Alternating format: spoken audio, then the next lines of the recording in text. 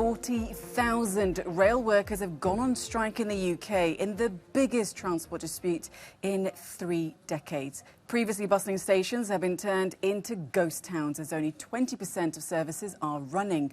London Underground staff have also joined the walkout. Unions have rejected a 3% pay increase and are protesting proposed job cuts. Strikes are also planned for Thursday and Sunday. Well, for more, let's now cross over to Victoria Smith, who joins us in London. So, Victoria, this is the biggest rail strike of a generation. Talk us through the scale of the disruption and what workers really want. This isn't just about pay, is it?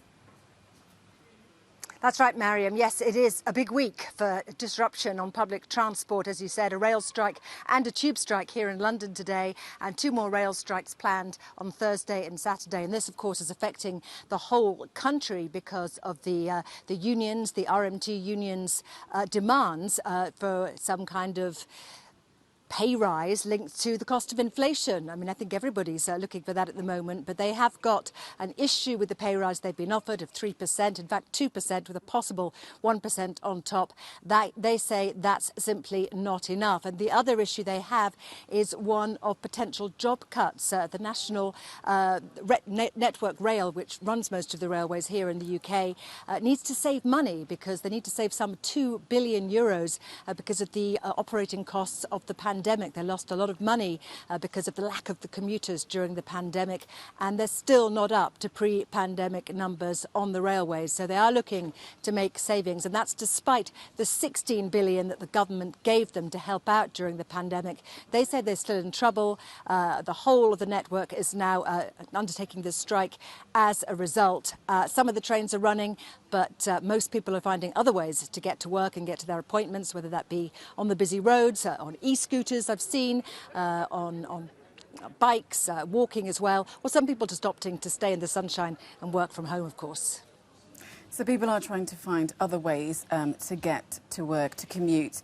So are you finding people to be sympathetic to this cause, especially given that strikes are set to go on into the summer?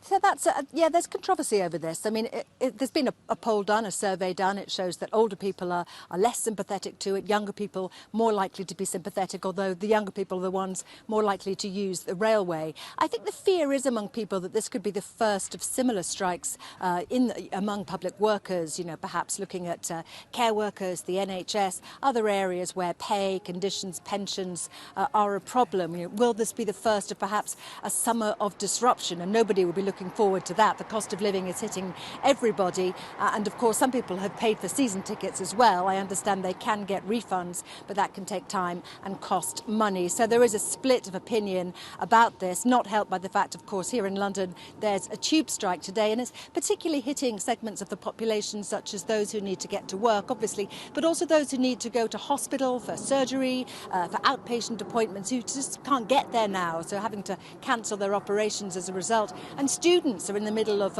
important exams, A-levels, GCSEs, and they too, if they commute to school, are struggling to get to their exams on time. So it's a difficult time of year for everyone.